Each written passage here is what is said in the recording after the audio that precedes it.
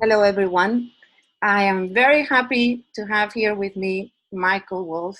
Michael is a thinker, a designer, and a consultant on brands. And I think it's Michael's fault that we think of branding as we do today.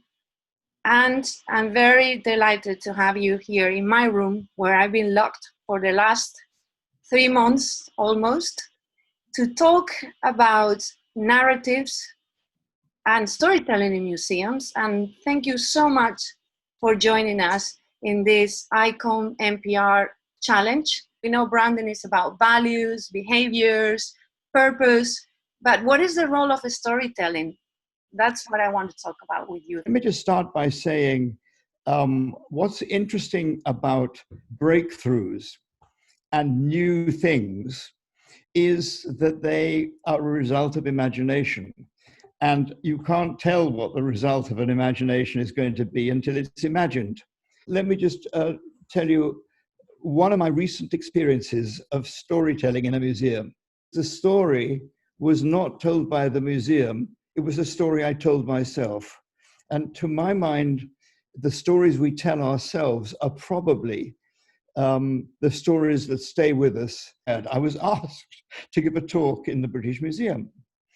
I arrived there very early and I decided, well, I haven't been here for a long time in there and I'm looking at beautiful things.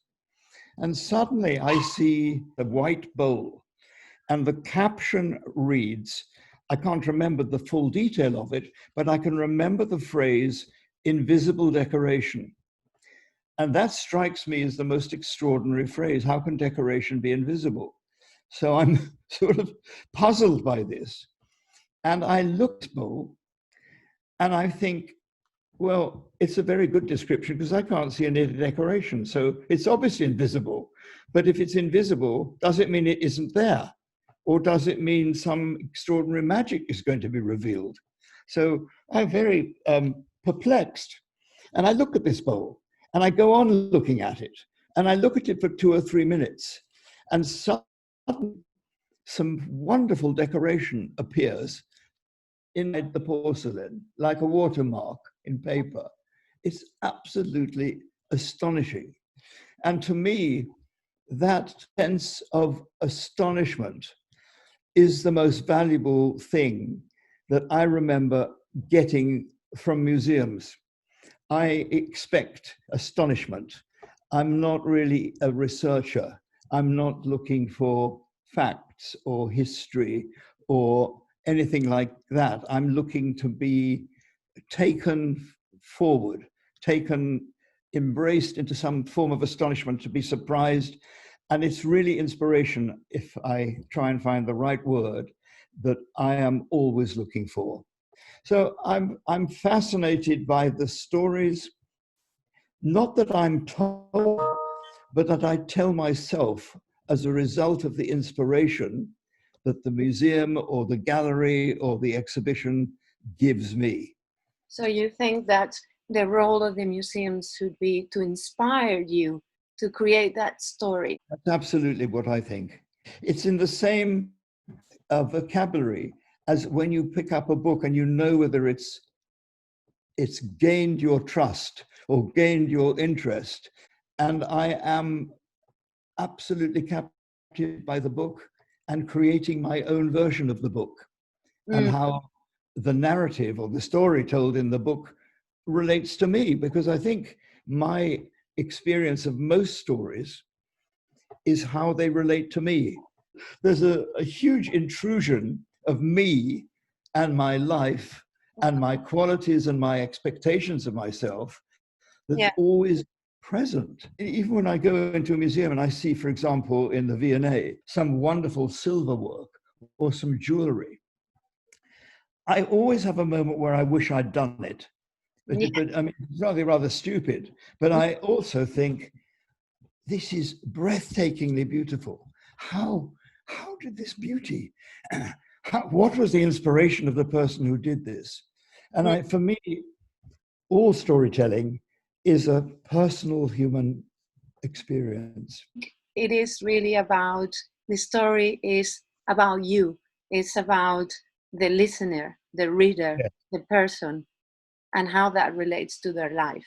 I wish there was a voice that said to you when you went into a museum, just forget about yourself for a moment, forget about your personality, forget that you are concerned about what people look like, forget that you are comparing yourself to other people and their clothes or whatever it may be that goes on naturally with us. We're always measuring ourselves in some respect. I mean, your mind is so busy with comparisons and emotions of all sorts that somehow you need to be guided to switch off what's in the way of your reception. It's somehow always colored by some personal emotion of some sort. You are in your own way.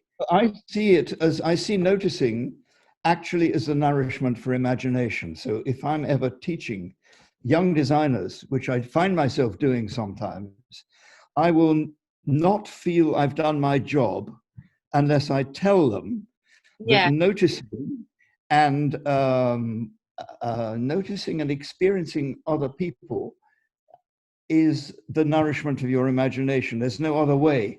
You can yeah, feed your imagination and switch it on. yeah, exactly. Yeah, you need to be like a radar walking around, absorbing things. We Yeah, think that most of the things happen in our head, but they're all around us. you have to go through a barrier of disinterest or overwhelm.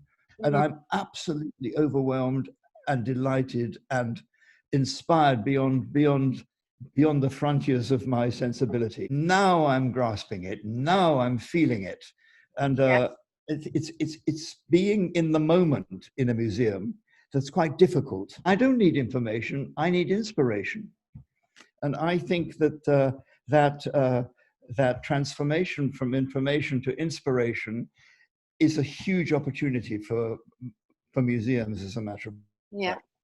I Yeah. think that's a very, very, very beautiful and very interesting takeaway for this conversation, Michael. Thank you so much for being And part it's a of the pleasure. challenge. I Pleasure. really, really hope that everyone picks that up and goes from information to inspiration and feels inspired by your talk as I do now. And it's great to see you in 2 dimensions, Cecilia, but I I'd rather see you in 3. Michael, I look forward to see you in real life and not Yeah. behind a screen.